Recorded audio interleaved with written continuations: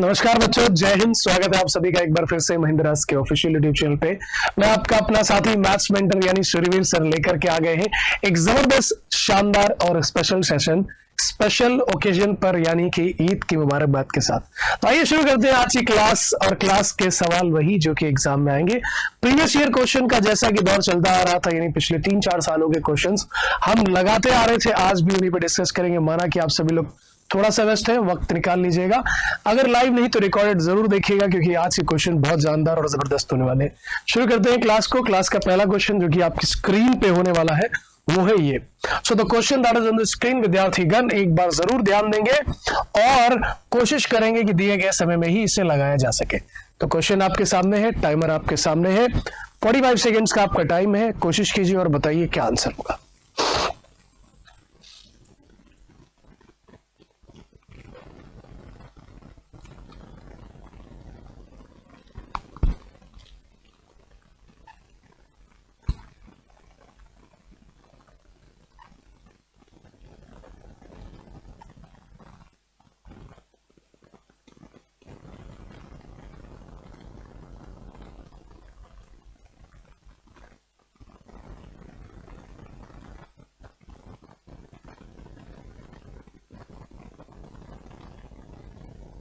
Okay, 45 seconds आप हो जाते हैं बच्चे। आइए देखते हैं क्वेश्चन का आंसर क्या होगा। Let's see the solution of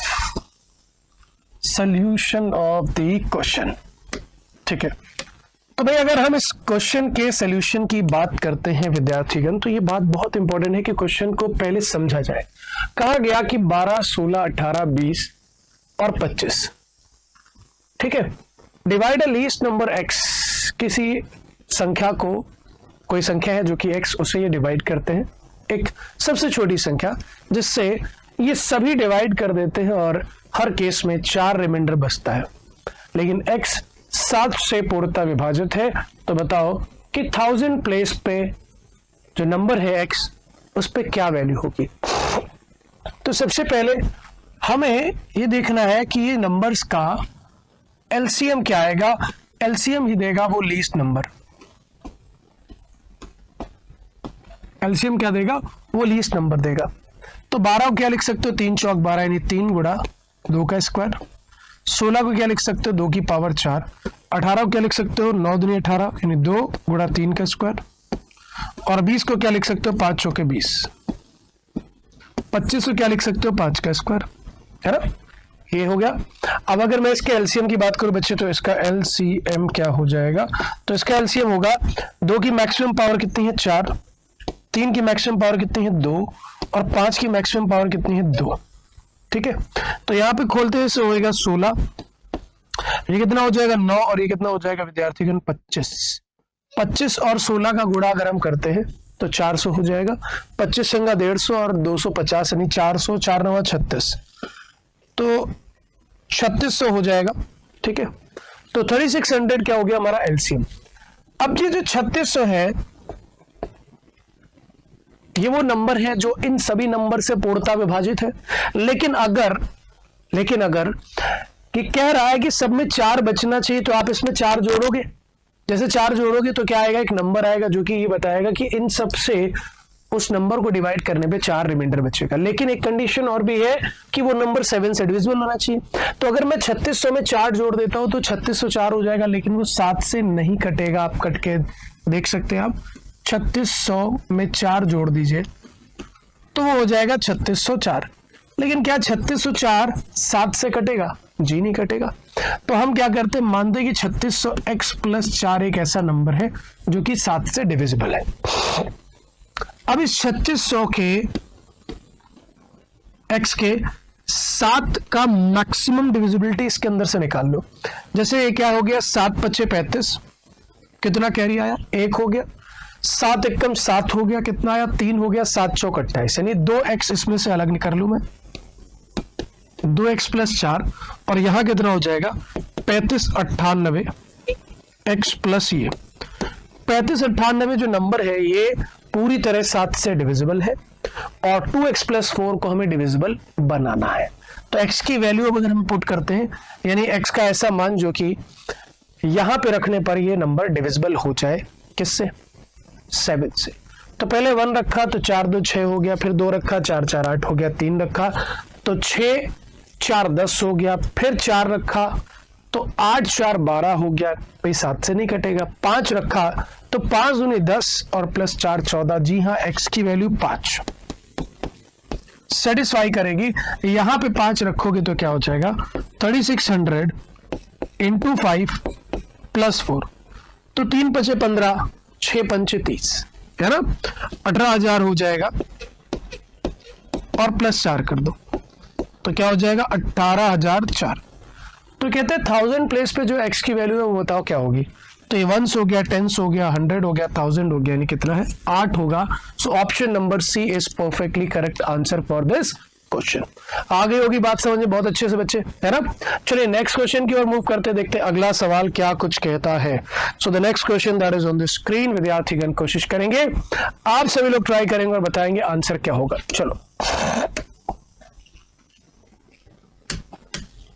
पूरा का पूरा 45 सेकेंड आपका, 45 सेकेंड योर्स।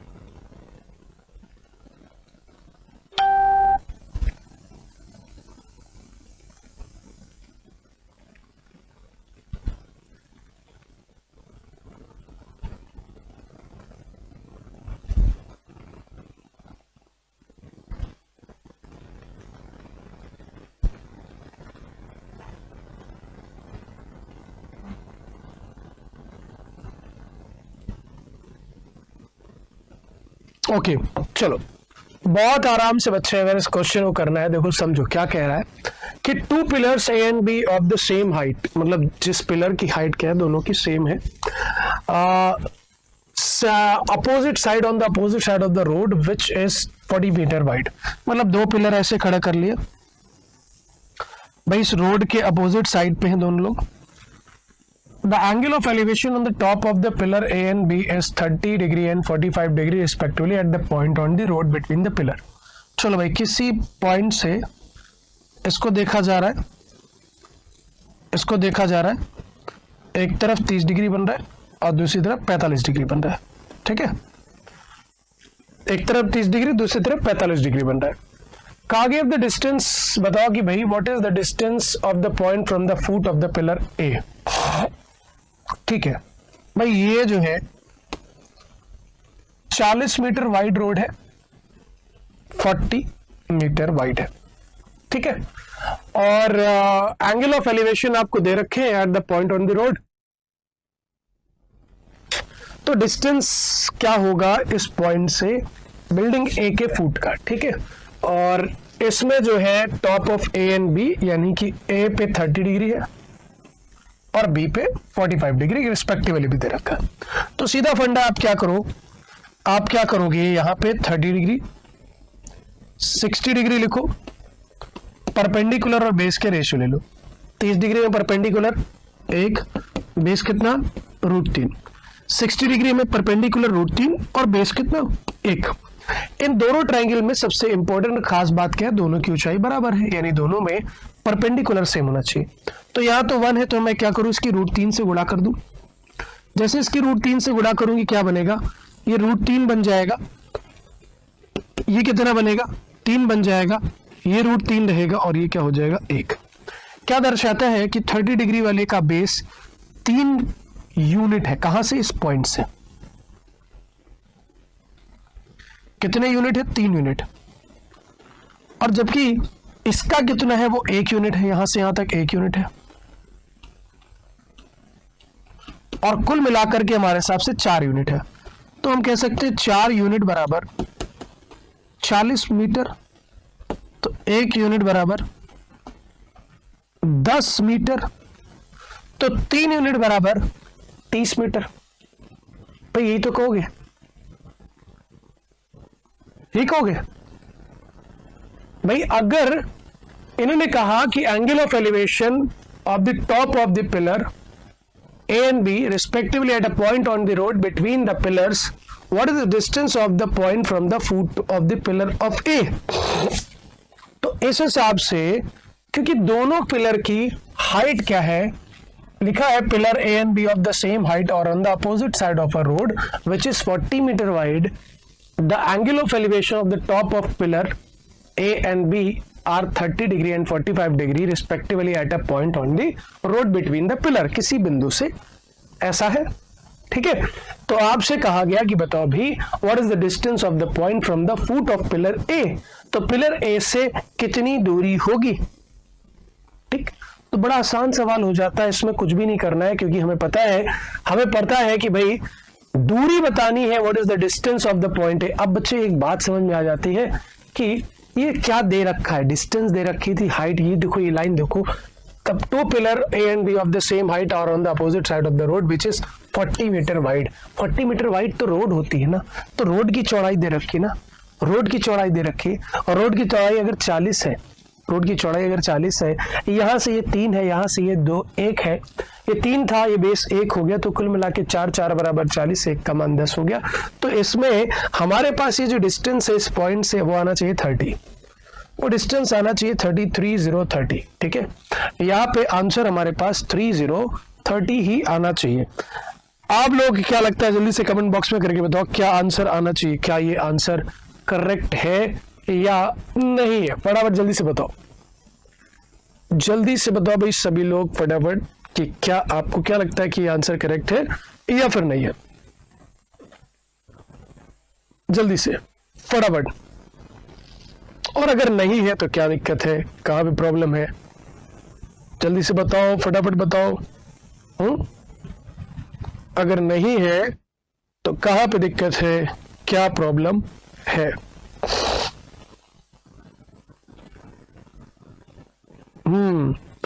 कौन प्रॉब्लम सर्च करके बताएगा, जल्दी से मुझे बताए, प्रॉब्लम सर्च करके कौन बताएगा, ठीक है, फटाफट प्रॉब्लम सर्च करके बताओ। चलो देखो बच्चे,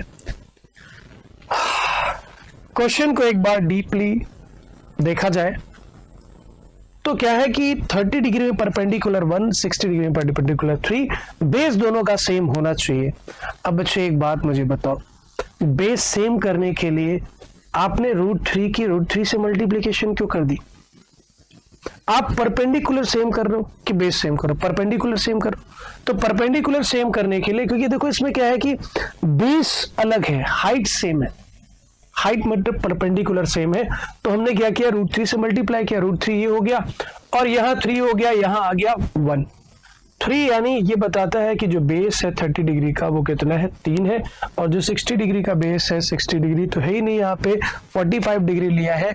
ओके, जो बात आंसर की 30 और ये आ रही है ये एकदम सही है, बस दिक्कत ये है कि आपने एंगल अलग ले लिया बच्चे। अगर एंगल अलग होता यानी यहाँ पे 45 की डिग्री की जगह 60 डिग्री होता तो आंसर बिल्कुल सही था 30 और 10, लेकिन ये क्या है 45 डिग्री है, इसीलिए जो आपका सोल्यूशन होगा वो क्या है बच्चे, वो 30 डिग्री और 45 डिग्री को लेकर के बनाया जाएगा।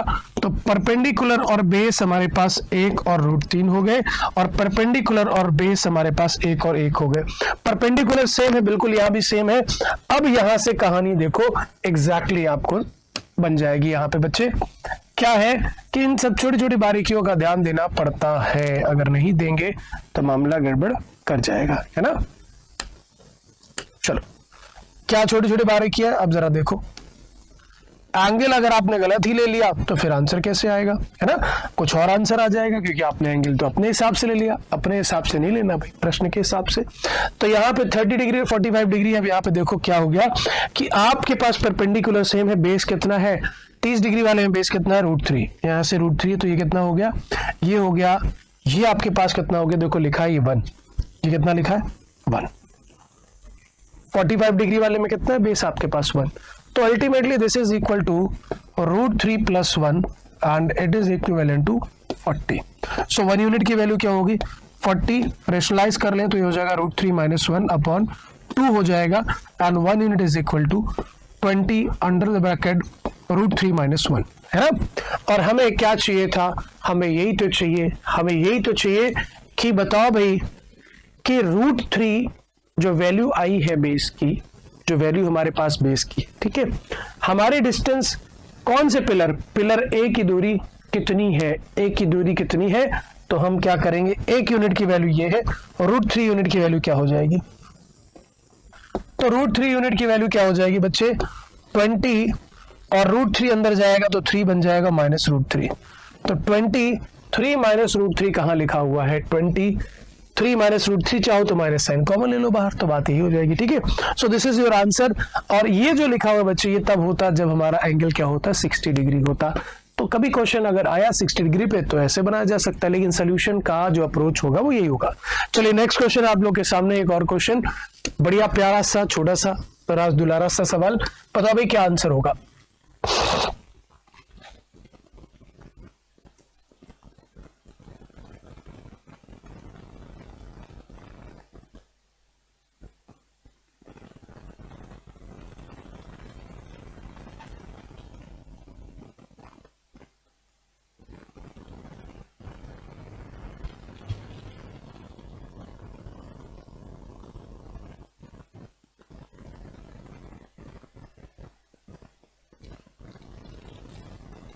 तो क्या आंसर हो जाएगा बच्चों, what will be the answer of the question.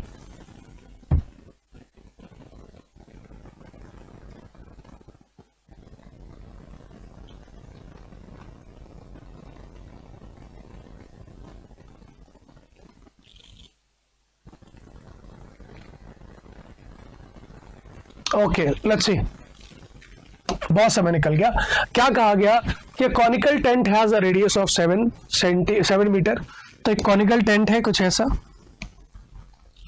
जिसकी बच्चे रेडियस क्या है ना, रेडियस उसकी 7 मीटर है, रेडियस क्या है 7 मीटर है, और इसकी हाइट आपको दे रखी 24। हमको पता है कि इसमें पाइथागोरन ट्रिपलेट लगेगा और 7 24 25 आता है, ठीक है, क्योंकि 24 576 होता है और 7 मतलब 49 जोड़ दोगे, 7 4 11 और 9 6 15 यानी 625 हो जाएगा। तो कहते हैं how many full bag of rice can be emptied in it, the space occupied by the rice bag is 2 metre square. तो यहाँ पे हम इसके वॉल्यूम की बात कर लेंगे। वॉल्यूम क्या हो जाएगा, वॉल्यूम हो जाएगा 1/3 पाई r स्क्वायर h, ठीक है। तो यहाँ पे क्या हो जाएगा 22/7 इंटू आर कितना है 7 × 7, हाइट कितना है वो है 24, ठीक है। वो क्या हो जाएगा 24, जल्दी से हम इसको कट्टाकुटी करते हैं तो 3 से 8 बार में चला जाएगा, 7 से कैंसिल आउट हो गया। सो मेरे पास बचा 22 × 56, ये इतना पूरा वॉल्यूम है। अब ये मीटर क्यूब की बात कर रहा है, तो वॉल्यूम में अगर हमने निकाला तो वॉल्यूम में हमें क्या आएगा कि अगर बोरी को उड़ेल करके डाला जाता, क्योंकि बोरी का घन नहीं है, ये बोरी कितना एरिया लेती है रखने में वो पूछा है।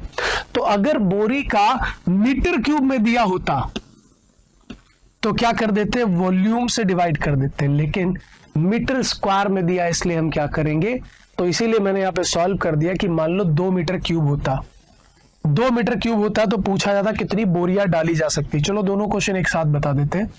तो पूछेगा कितनी बोरियां इसके अंदर डंप की जाएंगी, ठीक है, कितना केजी या कितना वॉल्यूम आ जाएगा, तो ये आंसर होता डिवाइडेड बाय 2 कर देते हैं, ठीक। लेकिन अगर आपसे एरिया वाइज पूछ लिया गया है तो पाई आर एल की बात होगी, पाई आर एल की बात होगी बच्चे, इस बात को बिल्कुल ध्यान दीजिएगा। क्या बात होगी, पाई आर एल की बात होगी, ठीक है, क्योंकि यहां से अगर आप डिवाइड करोगे तो what you will get, this is 11, ये 6 हो जाएगा, 6 5 11 का 1 हो जाएगा और 5 1 6 616 हो जाता है, ठीक है। अब ये जो है ना, ये जो है ना, इतना याद रखना आप लोग, इस चीज को बहुत अच्छे से समझना। 616 बोरियां, एक बोरी अगर इतने मीटर क्यूब की है तो इतनी बोरी इसके अंदर आ सकती। मैंने क्यों बोला ऐसा, देखो 2-3 बातें हैं। एक्चुअली क्या है, यहां पे आप क्या लिख लो, n नंबर ऑफ बोरी इनटू एरिया ऑफ एक बोरी, यही तो लिखा था, जो कि कहां चला गया था नीचे, इसीलिए मैंने क्या किया, वॉल्यूम इक्वल टू वॉल्यूम। अब अगर आपसे मान लो पूछ लेता, अब आपसे पूछ लेता कि बताओ सिर्फ इसकी सरफेस पे कितनी बोरी डाली जा सकती, सिर्फ इसकी सरफेस पे, तो इसकी सरफेस का मतलब है क्या हो जाता, इसकी सरफेस का मतलब हो जाता पाई आर स्क्वायर। सिर्फ पाई आर स्क्वायर पे बोरियां कितनी आएंगी, तो पाई आर स्क्वायर पे निकाल लिया जाता। तो यहाँ पे ये आंसर करने का एकदम तरीका सही है, कोई टेंशन नहीं इसमें, क्योंकि क्या है कि भाई n इंटू आप क्या करोगे, n इंटू एरिया ऑफ एक bag, area of bag is equal to B. ठीक, ये लगा देना है, आपका आंसर आ जाएगा। ठीक, चलो अगले क्वेश्चन की ओर चलते हैं। सो the next question that is on the screen, ये रहा आपके पास आपका समय।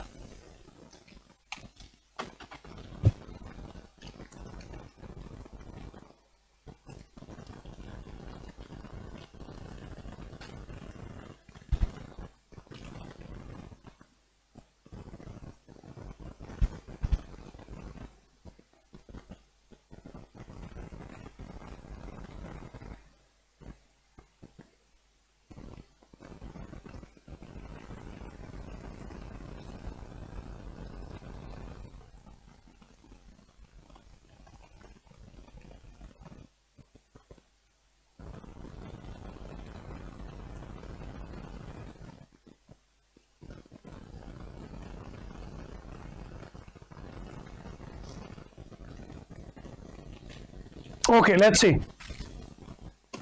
चलो, AB is the diameter of circle with center O. AB is the diameter of circle with center O. ठीक है, सेंटर O हो गया, और AB इसका डायमीटर है। चलो मान लेते हैं कि AB है।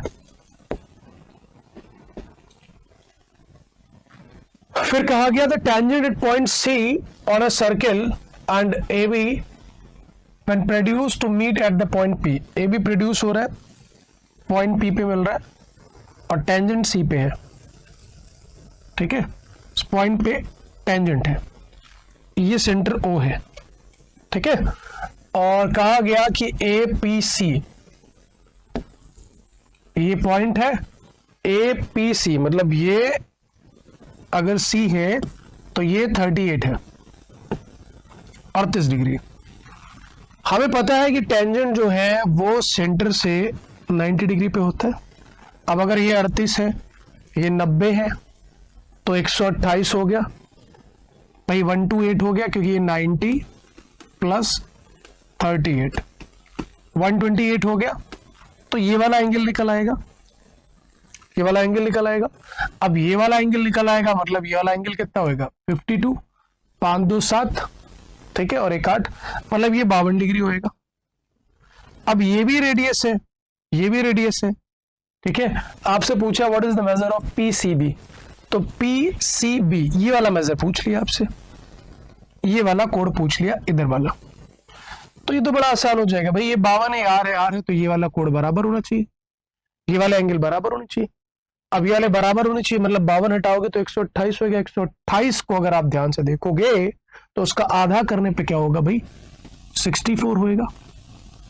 और ये पूरा क्या है, 90 है, ये पूरा हमें पता है क्या है, वो 90 है ना, वो क्या है भाई, 90 डिग्री है। और अगर आप ध्यान से देखो तो 90 में से 64 घटाओगे, 6 3 9 होता है, यानी 26 डिग्री बनेगा।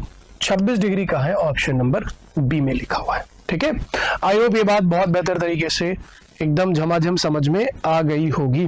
चलिए नेक्स्ट क्वेश्चन की ओर बढ़ते हैं, अगला सवाल देखते हैं बच्चे क्या कुछ कहना चाहता है। So the next question that is on the screen, विद्यार्थीगण कोशिश करेंगे और पर्याप्त समय मिलेगा इसके लिए आपको, कोशिश कीजिए, बताइए क्या आंसर होगा। चलिए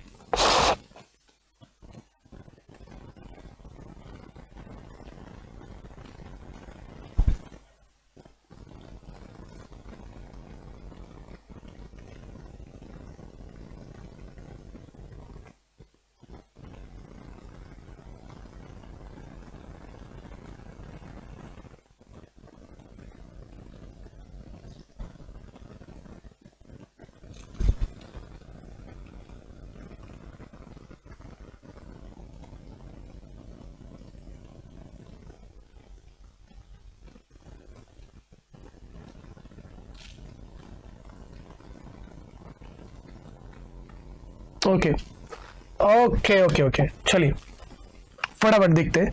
अब अगर इस क्वेश्चन को सॉल्व करना है तो क्या अप्रोच लगानी पड़ेगी। x minus 1/x is equal to 4 है और आपसे x की पावर 5 प्लस 1/x की पावर 5 पूछा गया है। तो बच्चे क्या करोगे, सबसे पहला तरीका या सबसे पहले क्या करना होगा, what we have to do, सबसे पहले आप देखो कि x की पावर 5 प्लस 1/x की पावर 5 को हम कैसे ला सकते हैं x माइनस 1/x से। तो मैं कहता हूँ कि काम करते हैं, ये तो तभी बन सकता है जब हमारे पास क्या हो, x की पावर 2 प्लस 1/x की पावर 2, इसका मल्टीप्लिकेशन मैं कर दूं x की पावर 3 प्लस 1/x की पावर 3 से, और जब इसको मल्टीप्लाई करूंगा तो मुझे क्या मिलेगा जरा देखते हैं, x की पावर 5 प्लस 1/x की पावर 5 तो मिलेगा ही मिलेगा, साथ ही मुझे मिलेगा by product x plus 1/x। तो यानी मुझे घटाना पड़ेगा अपने आप से x प्लस 1/x, तब जाकर के मुझे मिलेगा x की पावर 5 प्लस 1/x की पावर 5। तो ये x माइनस 1/x से पहले मुझे लाना पड़ेगा x प्लस 1/x। तो x प्लस 1/x क्या हो जाता है, अंडर रूट, डायरेक्ट अगर आप यहां से यहां आते हो तो a square plus 4, a square plus 4, तो ये 4 चौक 16 हो गया, ठीक है। 16 प्लस 4 करेंगे 20 हो जाएगा, रूट ऑफ 20 कैसे किया वो दिखा देता हूं।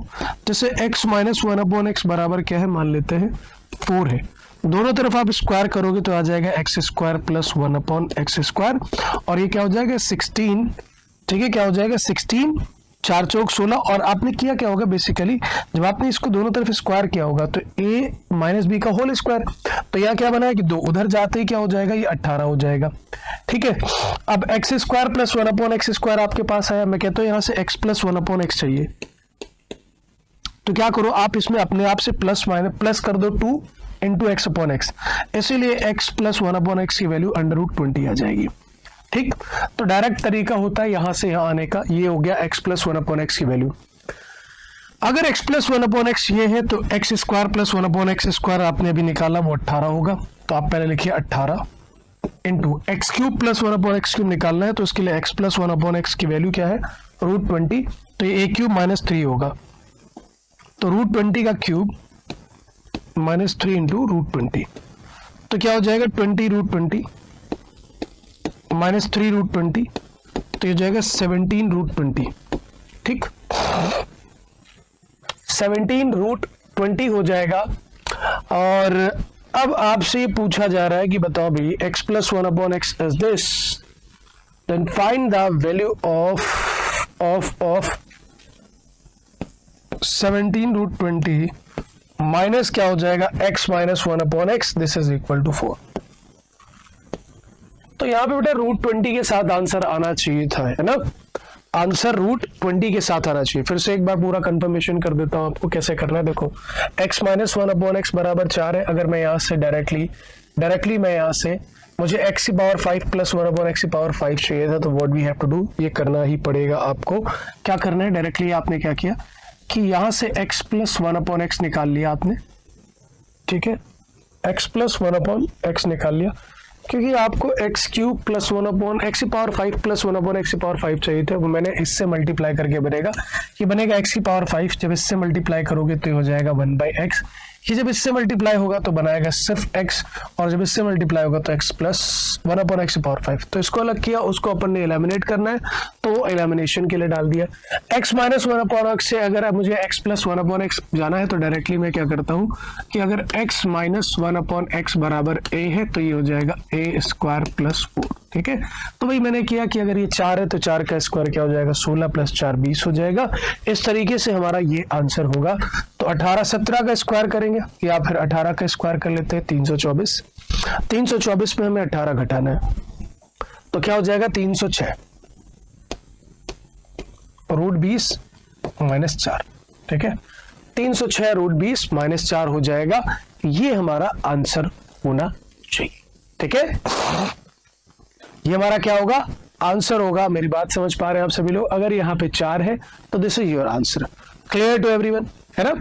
तो अगर ऐसा क्वेश्चन आता है तो हमें क्या होना चाहिए, इसके अगर बेसिक्स नहीं क्लियर है तो मामला बड़ा जोखिम वाला हो जाएगा, और ये जोखिम भाई तभी लिया जा सकता है जब अपने पास ठीक ठाक नॉलेज है, अदरवाइज फिर मामला गड़बड़ कर सकता है, ठीक है बच्चे। तो मामला गड़बड़ ना करे इसके लिए हमेशा क्या करना है, प्रैक्टिस प्रैक्टिस प्रैक्टिस। और प्रैक्टिस की कह सकते हैं कि कोशिश आप इसी क्लास के थ्रू कर सकते हैं कि प्रीवियस ईयर के लगभग सभी क्वेश्चन हम लोग कर लेंगे, है ना। सारे के सारे क्वेश्चन प्रीवियस ईयर के फटाफट यहाँ से हो जाएंगे। अब यहाँ से देखो, अगर आपको लगता है कि यहाँ पे कहीं पे कुछ लोचा है तो जल्दी से बताओ क्या लोचा है।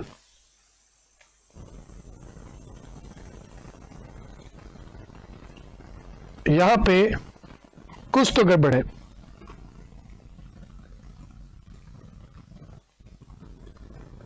बताओ बच्चा लोग, कोई गड़बड़ है यहाँ पे?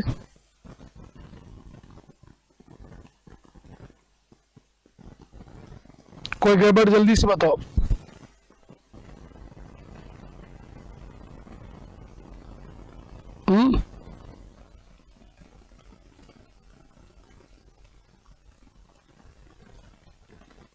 ठीक है, कोई गड़बड़ नहीं, एकदम करेक्ट है। This is your perfect answer, that is why your answer is none. ठीक है, क्या होगा?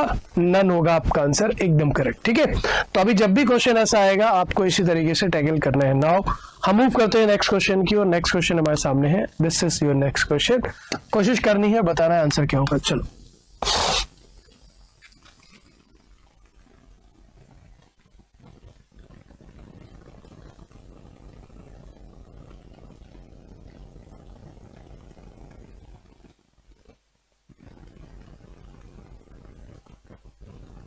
एक मिनट बच्चे, क्वेश्चन को स्विच कर लेते हैं, कुछ गड़बड़ सर्वर सा लिखा हुआ है। चलो कोई बात नहीं, कोई बात नहीं, कोई बात नहीं। आप इसको देखो, है ना, उसमें लगता है कुछ इनकम्प्लीट सा लग रहा था। चलिए आप इसको देख लीजिए, कोई टेंशन नहीं। बड़ा आसान सा सवाल है, 30 सेकेंड्स में लग जाएगा। बड़े आसान से क्वेश्चन है ये तो 30 सेकेंड में लग जाएगा ये तो।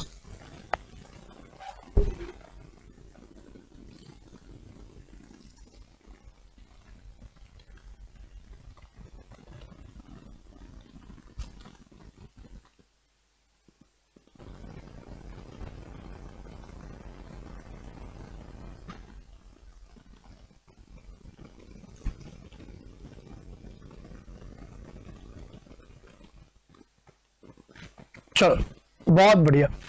क्या कहा गया क्वेश्चन में? 8 year ago the ratio of the age of A and B.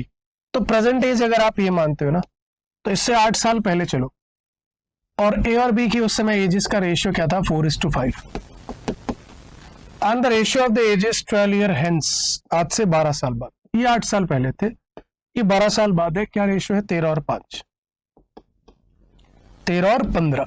ठीक है, 13 और 15। ठीक है, अब अगर आप देखोगे तो यहां से यहां तक का जो गैप है ना, वो कितने साल का है? 12 8 20 साल का है। और यहां से भी देखो तो कितने साल का है? 20 साल का। Do the cross multiplication, cross product. तो 15 चौके 60 हो गया, 13 पचे 65 हो गया। इसका अंतर कितना हो गया? 5 यूनिट। यहां देखो, इन दोनों का अंतर कितना? 2। अगर 2 का 20 से गुणा करते तो क्या आता है? 40 आता है। यानी 1 यूनिट की वैल्यू क्या हो गई? 8 वर्ष होगी। 1 यूनिट की वैल्यू 8 वर्ष होगी, तो 4 यूनिट की वैल्यू क्या होगी? 8 चौक 32 वर्ष। 5 यूनिट की वैल्यू क्या होगी? 5 8 40 वर्ष। पूछा हमसे गया है कि बताओ the present age of B. B की प्रेजेंट एज, यहां से 8 वर्ष इसको आगे ले आओ तो कितनी होगी? 48 वर्ष हो जाएगी विद्यार्थीगण। Option number C should be perfectly correct answer. ठीक है, तो ऐसे इसको कर लेंगे। बड़ा छोटा सा सवाल था। आज चलते हैं आगे क्वेश्चन की ओर। उम्मीद करता हूं आप सभी को बहुत बेहतर तरीके से समझ में आ रहा होगा। So the next question that is on the screen. कोशिश करिए, बताइए क्या आंसर होगा फटाफट जल्दी से सभी लोग। 45 सेकेंड्स आपके।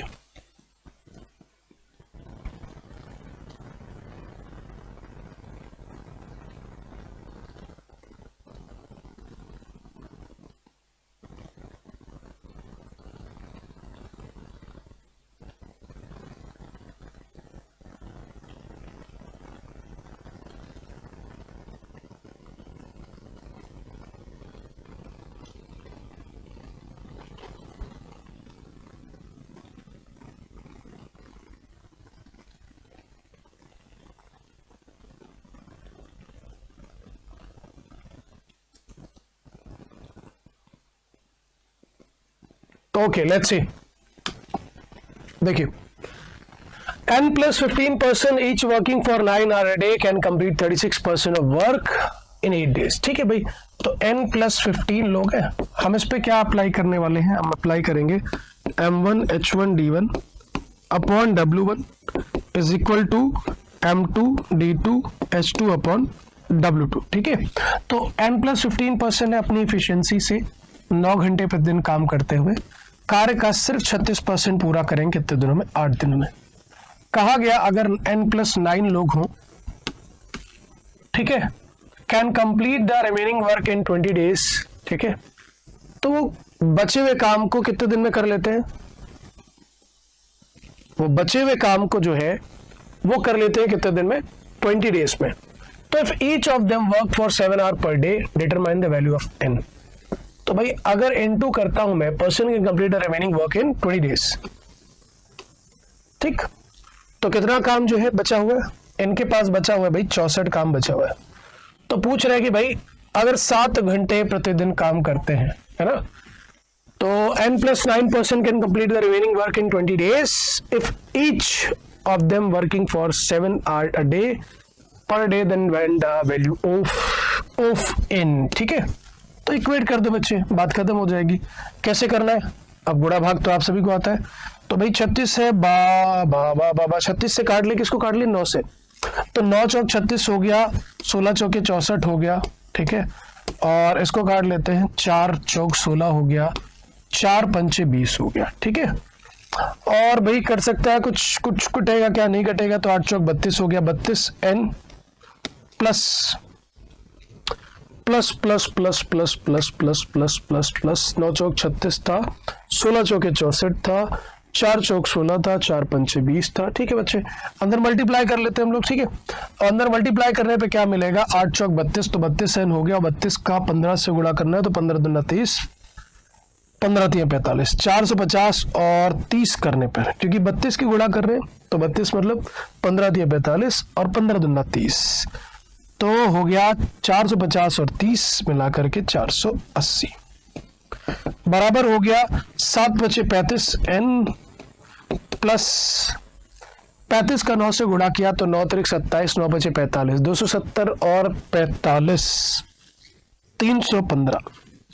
इसको इधर ले आएंगे तो ये हो जाएगा 3n, और इसको इधर लाएंगे तो 75 और 80, 7 8 15. ठीक है, कह सकते हैं इधर से हमारे पास 85 बचेगा, 85 और 80, 8 8 16, 165. तो भाई इसको कट्टा गुट्टी खेल लेते, 3 से 5 बार में 3 पचे 15, 3 पचे 15, n की वैल्यू कितनी आ गई, 55. 55 n की value 55. Option number A is perfectly correct answer. ठीक है, तो ऑप्शन नंबर ए आपका एकदम करेक्ट आंसर है बच्चे. और आगे बढ़ेंगे नेक्स्ट क्वेश्चन की ओर पे. नेक्स्ट क्वेश्चन की ओर पे यानी नेक्स्ट क्वेश्चन देखेंगे क्या कहता है भाई. तो अगला क्वेश्चन देखते हैं, ये रहा आपका अगला क्वेश्चन. बच्चे इसके लिए टाइमर भी हम आपको प्रॉपर देते हैं, कोशिश करिए बताइए क्या आंसर होगा. Let's see, 45 second is yours.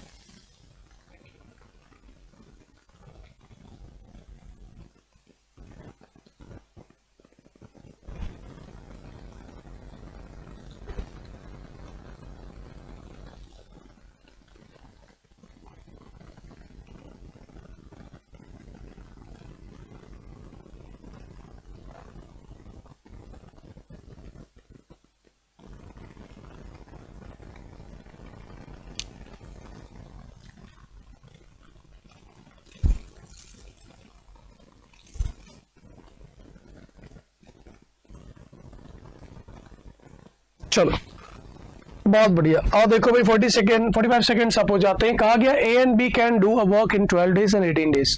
ठीक है, तो ए काम को 12 दिन में और बी काम को 18 दिन में कर लेता है. ठीक है, respectively they work together for 4 days after which B was replaced by C. चलो भाई सबसे पहले देखो टोटल वर्क कितना है, तो 12 और 18 के पहाड़े में 36 आता है कॉमन, तो 12 3 36, 18 दूना 36 एफिशिएंसी होगी. कहा गया कि respectively they work together for 4 days after which B was replaced by C. साथ में कितने दिन काम करते हैं, 4 दिन तक. काम कितना हो गया 20, काम कितना बाकी है 16. सी से रिप्लेस किया गया किसको, बी को, remaining work is completed by A and C next 4 days. तो अगले 4 दिन में कंप्लीट होने का मतलब है ए और सी की जो एफिशिएंसी है वो 4 यूनिट होनी चाहिए, बल्कि ए 3 है, इसका मतलब सी की एफिशिएंसी कितनी हो गई, सी की एफिशिएंसी बच्चे होगी 1। तो कहा गया कि बताओ 50% ऑफ वर्क अकेले कितने दिन में करेगा, तो 18 काम हो जाएगा 36 का आधा, और 1 यूनिट से करेगा तो 18 ही दिन लगेंगे। ऑप्शन नंबर बी एकदम करेक्ट आंसर हो जाएगा। ठीक है, नेक्स्ट क्वेश्चन की ओर मूव करते हैं। देखते बच्चे अगला सवाल क्या है। So the next question that is on the screen, कोशिश करिएगा, फटाफट बताइएगा। 45 सेकंड इज योर्स, जल्दी से।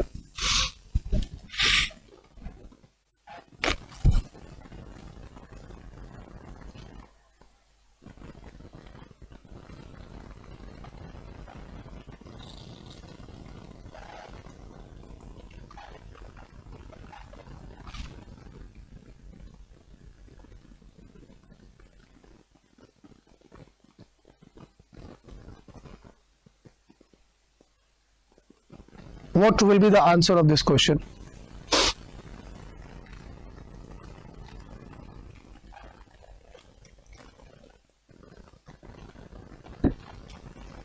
चलिए नेक्स्ट, बहुत बढ़िया क्वेश्चन को देख करके कहा गया कि 40 लीटर का जो कंटेनर है, 40 litre of milk are kept in container, और फिर कहा गया कि 4 litre of milk were removed from this container and replace with water, मतलब 4 लीटर निकाल करके पानी से विस्थापित किया था। This procedure was perform 2 more times. How much milk does the container now hold? तो बड़ा आसान है बच्चे, सबसे पहले आप देखो इस 40 में से कितना लीटर निकाला गया, 4।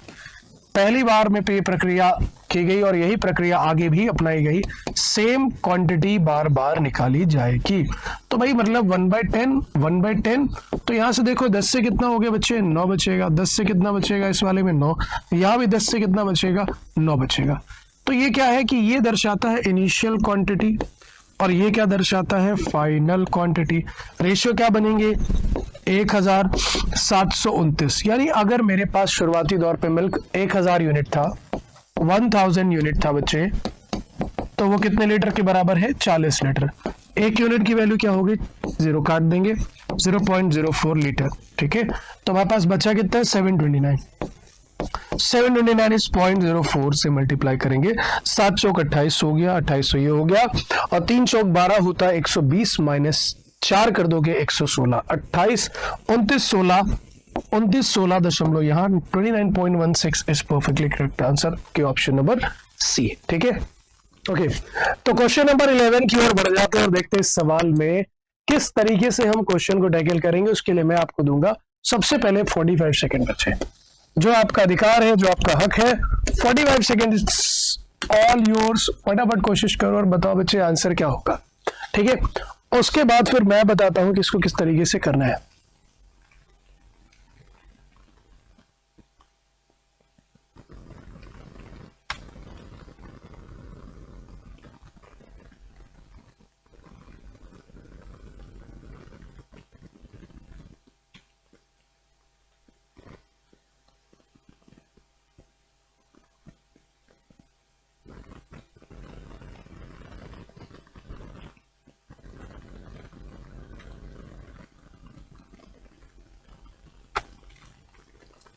ओके, चलो भाई लेट्स सी क्या आंसर होगा बच्चे, फटाफट देखते हैं। कहा गया N alloy contain a mixture of 2 metal action Y in the ratio 2:3. The second alloy contain the mixture is in the ratio 7:3. In what ratio should be the first and second alloy be mixed so as to make a new alloy of 50%? तो एक काम करते हैं, allegation use कर लेते हैं, x upon total quantity लेकर के। पहले में x कितना है, 2, और टोटल क्वांटिटी कितनी बच्चों, 5 है। सेकेंड अलॉय में क्या है कि देखो सेकेंड अलॉय में x कितना है, 7 है, और टोटल क्वांटिटी कितनी है, 10 है। फिर कहते हैं कि भाई जो फाइनल कंटेनर में अलॉय बनेगा उसमें 50% x मेटल होना चाहिए, यानी 1 आउट ऑफ कितना, 2 होना चाहिए। हम क्या करेंगे, डिनोमिनेटर के ले लेंगे एलसीएम, 5, 10 और 2 का एलसीएम कितना हो गया, 10, मल्टीप्लाई बाय 10, सभी को 10 से मल्टीप्लाई कर दो। सो कितना हो जाएगा, दिस इज इक्वल टू 4, ये हो जाएगा बच्चे 7, और ये कितना हो जाएगा 5। इसका अंतर कितना हो गया, 2, इसका अंतर कितना हो गया, 1। तो हमारे पास रेशियो होना चाहिए 2:1, और 2:1 कहाँ पे लिखा, ऑप्शन नंबर डी में। आई होप आपको बहुत बेहतर तरीके से क्वेश्चन समझ में आ गया होगा।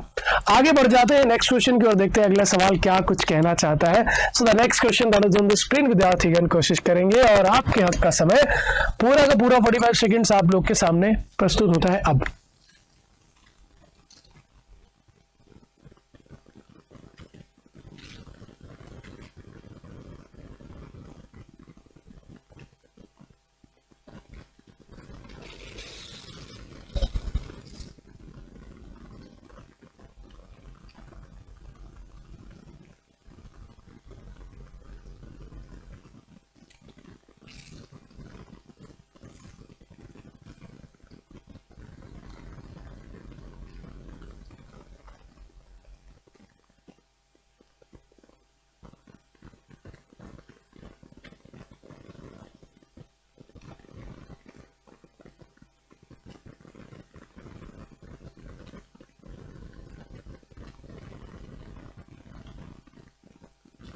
ओके चलो भाई, बहुत अच्छा खासा समय दे दिया, इसको देखते हैं क्या आंसर होगा। Let's see.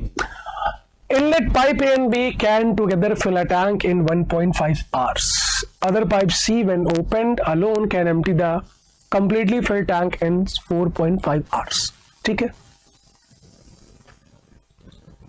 चलो बहुत बढ़िया। यानी A और B मिल करके किसी टैंक को 1.5 आवर में भर सकते हैं, जबकि C एम्प्टी टैंक को alone can empty the tank in 4.5 hours. LCM ले लेते हैं, ठीक है। तो एलसीएम लेने पर हमें ये पता चल जाएगा, या फिर हम इक्वल कैपेसिटी भी कह सकते हैं। चलो भाई कोई दिक्कत नहीं, एफिशिएंसी निकाल लेते हैं। तो यहाँ पे कितना हो गया 4.5, तो ये हो गया 3 और ये कितना हो गया 1 यूनिट। तो ये +3 यूनिट पर आर है और ये -1 यूनिट पर आर है, ठीक है। कहा गया when only pipe A and C are open together the empty tank is filled in 6 hour. अब अगर ए और सी को भी देखो ओपन किया जाए तो कहा गया कि एम्प्टी टैंक जो है वो फिल्ड हो जाता है 6 आवर में। अच्छा, ए और बी साथ में जो है ऐसा करते हैं, फिर ए और सी के साथ ऐसा कहा गया कि ठीक है ठीक है ठीक है, बहुत बढ़िया। एक काम करते हैं, ए और सी को भी एक साथ खोलते हैं।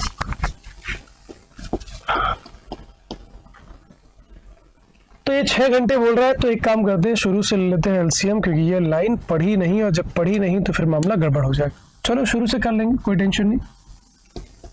कई सारे अप्रोचेस है बच्चे, आप उनमें से कोई भी एक अप्रोच लगा सकते हैं। जैसे ए करता है 1.5 आवर में, ठीक, ये क्या है, भरते हैं इसको। सी अकेला when open, ठीक है, when outlet pipe C open alone empty in 4.5 hours, 4.5 our में empty करेगा। और जब A और C साथ में खुलते हैं, when only pipe A and C are open together the empty tank is filled in 6 hours, मतलब मिला करके 6 घंटे में भर जाता है। अब एलसीएम ले लोगे, ठीक है। तो इस 1.5 को आप कह सकते हो सर दिस इज 3/2, 4.5 को आप लिख सकते हो 9/2, और इसको क्या लिख सकते हो 6। कोई टेंशन नहीं, ठीक। अब अगर मैं इसका एलसीएम लूं तो कितना हो जाएगा, इसका एलसीएम हो जाएगा 18 और एचसीएफ रहेगा 1। तो ये 3 से अगर काटेंगे 18, तो ये हो जाएगा 3 × 18 6 दूनी 12, यानी 18/3/2 करोगे तो 3 × 6 = 18 and 6 × 2 = 12, क्या हो जाएगा 12 यूनिट पर आवर। यहां क्या हो जाएगा 4 यूनिट पर आवर। कैसे, यहां पे आपको दिखाई देगा 18/9/2, तो 2 ऊपर आ जाएगा, 9 × 2 = 18, दैट इज वाई 2 × 2 = 4। यहां देखो तो कितना हो जाएगा 6 × 3 = 18, 3 यूनिट पर आवर। अब ये कैसा है, ये नेगेटिव साइन, ये कैसा है पॉजिटिव, और ये भी कैसा है पॉजिटिव। तो आपको समझ में आ रहा होगा कि देखो भाई, ए के साथ बी जो है वो 12 है, ए के साथ सी जो है वो 3 है, और सी अकेला जो है वो 4 यूनिट खत्म कर देता है। यानी ए की एफिशिएंसी आप यहां से निकाल सकते हो कि भाई ए प्लस सी मिलाकर के 3 पॉजिटिव है और सी अकेला -4 है, यानी डेफिनेटली ए भरता होगा 7। अगर ए 7 है, -4 करोगे तभी तो 3 आएगा। अगर ए 7 है तो बी, ए और बी मिलाकर के 12 है, यानी बी मिलाकर के क्या हो जाएगा, बी होना चाहिए 5। सी कितना है माइनस का 4, ये इनकी एफिशिएंसी है। अब कहा जाता है find the time taken by B when opened alone to fill the empty tank. तो टैंक में तो 18 आता है और पाइप बी से भराना है, तो 5 टैंक 15 हो गया, 3 घंटा हो गया, और 3/5 12 दिया 36, 3 घंटा 36 मिनट। 3 घंटा 36 मिनट बच्चे कहां पे लिखा है? ऑप्शन नंबर बी में लिखा है, जो कि एकदम करेक्ट आंसर है। आगे बढ़ेंगे अगले सवाल के लिए, देखते हैं अगला क्वेश्चन क्या कुछ कहना चाहता है। आई होप ये क्वेश्चन बड़े अच्छे से समझ में आ गया होगा। So the next question that is on the screen, विद्यार्थीगण कोशिश करेंगे और बताएंगे कि आंसर क्या हो सकता है। चलिए सभी लोग ट्राई करेंगे फटाफट।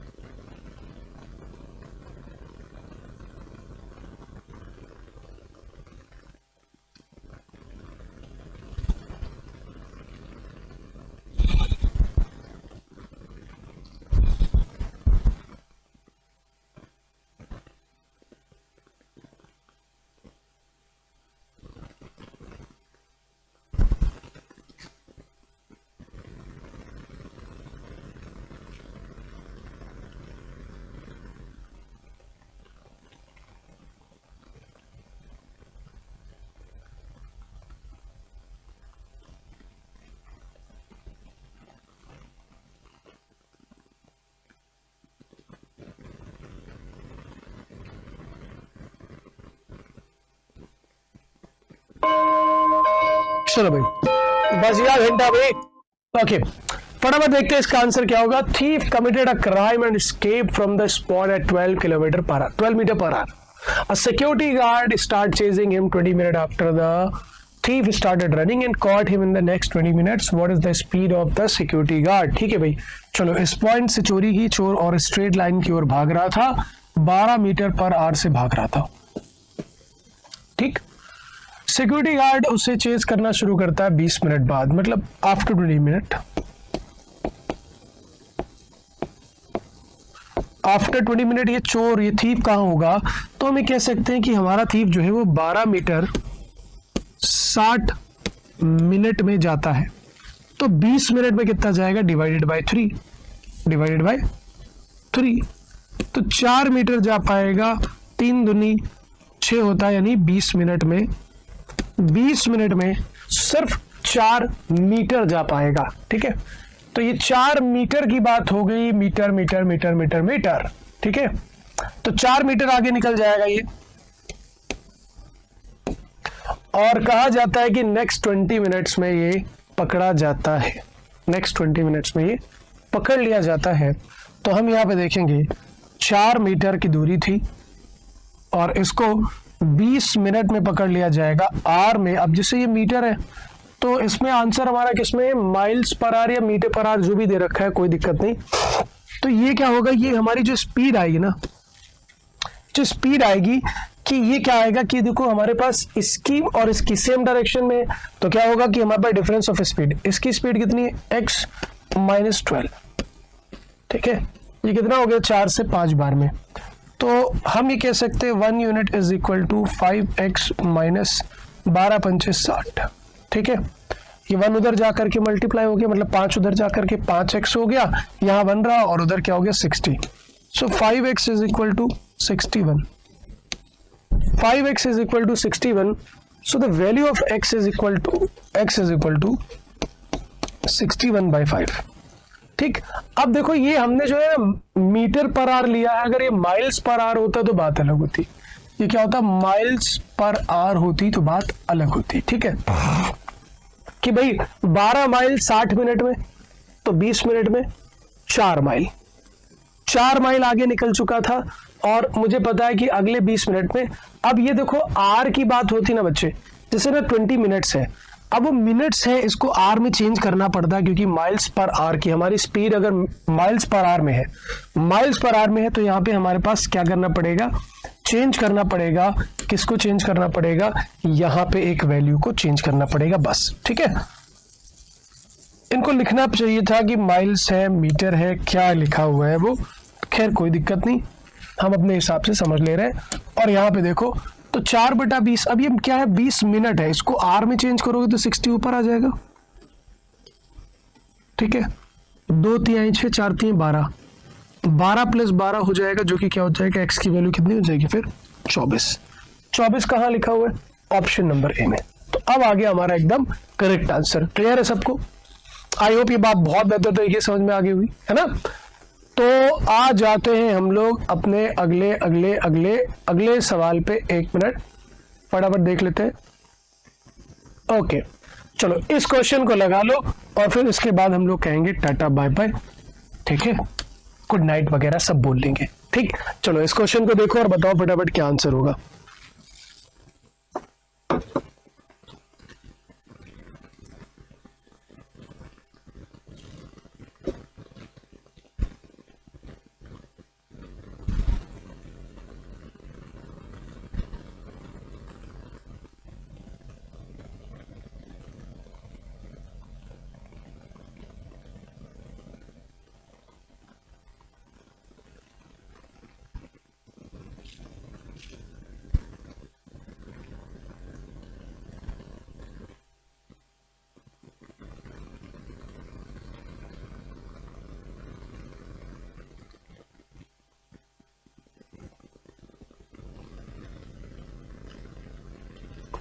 ओके लेट्स सी बच्चे, देखिए क्या आंसर होगा, फटाफट देखते हैं। बहुत आसान सा क्वेश्चन है।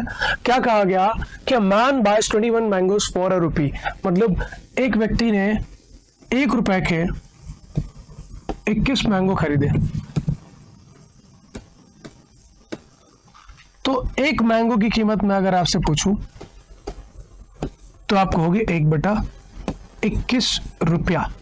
मैं पूछना चाहता हूं how many mangoes had he sold for a rupee so that there is a loss of 30%। तो ये तो उसका सीपी है ना, और ये खरीद के लाया है तो इस पे 30% का लॉस कमाना चाहता है। इसका 30% का लॉस मतलब ये 70% ऑफ सीपी पे बेच दिया जाए या नहीं। 70% 7/10 ऑफ 1/21 पे बेच दिया जाए, नहीं 1/30 रुपए एसपी रखी जाए, 1/30 रुपए एसपी रखी जाए। तो कह रहा है कि 1 रुपए की कितनी बेची जाएगी। इसका मतलब आप अभी देखो तो यहाँ पे आप क्या लेते थे, ये होता था रुपी और ये होती थी क्वांटिटी। इसका मतलब क्वांटिटी आपकी होगी ये और ये हो गया रुपी। यानी 1 रुपए में अगर आप 30 बेच दोगे ना तो आपको क्या होगा, 30% का नुकसान हो जाएगा। आई बात समझ में? तो इस तरीके से क्वेश्चन आपके एग्जाम में आपको जरूर मिलते हैं। आई होप ये बात बहुत अच्छे समझ में आ गई होगी।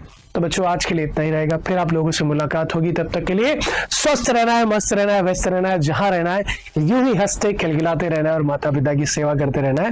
नमस्कार, जय हिंद।